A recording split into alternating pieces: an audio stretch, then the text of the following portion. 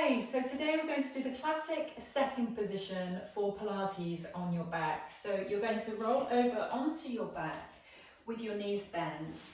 Ideally, you'll have just a tiny little mat, but that can be a hand towel rolled up, just a very, very slight support so that your neck is in its neutral curve.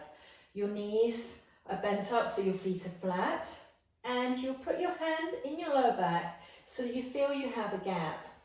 And you want to roll your pelvis forwards and back 2 or 3 times until it falls in the position that feels comfortable for you. Recheck with your hand if you have a little space there, and that is your neutral position.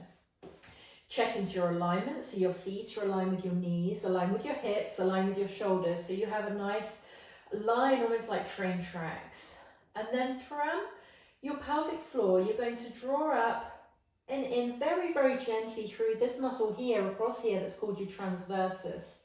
You draw in and you will hold. Keep breathing.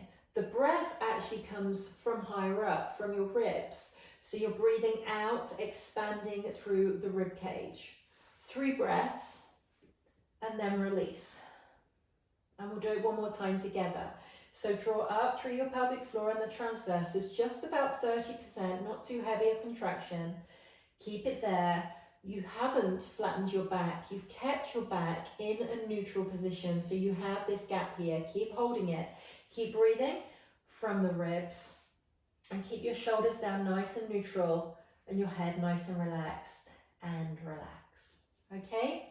This is a great position then from which to work for lots of different exercises, such as hip twist out to the side, tabletop, scissors with your legs. So it's a static position that we find ourselves coming back to. It's a base position, so it's a really good one to know how to do properly. And it's also a really good exercise as re-education. If you've had any back problems, any back weaknesses, then the lower pelvic floor and back muscles are thought to switch off. Lots of research that shows that they switch off when you have those kind of problems. So transversus re-education is a really important part of re-education if you have postural problems, back problems, but also lower limb problems, whether that's hip, knees, and also shoulder problems, because if we don't have the core that's well developed and well supporting our spine, it's like our internal scaffolding isn't doing its job.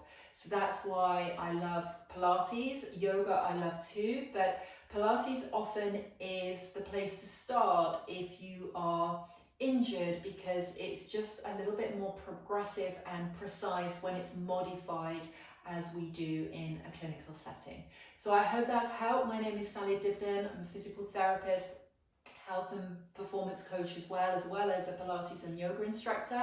And for all the other details, you can check out on our website at sallydibden.com. Take care.